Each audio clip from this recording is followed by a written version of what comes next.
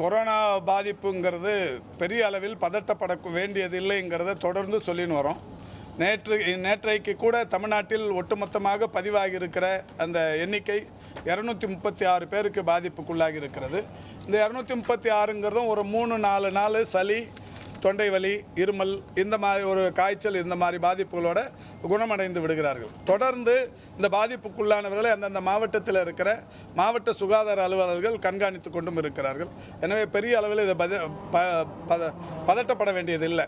இன்னொன்று, நோய் எதிர்ப்பு சக்தி குறைவாக இருப்பவர்கள், வயது மூத்தவர்கள், இணை நோய் பாதிப்பு இருப்பவர்கள், இதய பாதிப்பு இருப்பவர்கள், சிறுநீரக பாதிப்பு இருப்பவர்கள், இது மாதிரியான பாதிப்பு மிகுந்தவர்கள் பொது இடங்களுக்கு போகிறப்ப ஆயிரக்கணக்கான நூற்றுக்கணக்கானவர்கள் கூடுகிற இடங்களுக்கு போகும்போது இந்த நோய் பாதிப்புள்ளவர்கள் யாராவது இருமினாலோ தும்மினாலோ அவர்களுடைய அந்த எச்சில் துகள் இவர்கள் மேலும் பட்டு இவர்களுக்கு அது வர வாய்ப்பு இருக்கிறது. எனவே தான் ஒன்றிய அரசின் சுகாதாரத்துறையின் சார்பில் ஒரு அறிவுறுத்தல் விடுக்கப்பட்டிருக்கிறது.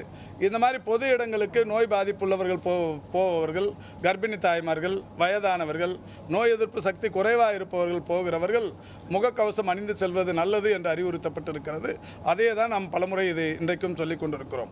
இது மட்டுமல்ல, ஒட்டுமொத்தமாகவே 2019 இறுதி கொரோனா பாதிப்புக்கு பிறகு தனிமனித இடைவெளியை கடைபிடிப்பது, அடிக்கடி கைகளை கழுவிக்கொள்வது, இந்த மாதிரி சுத்தமாக இருப்பது என்பது நல்லது.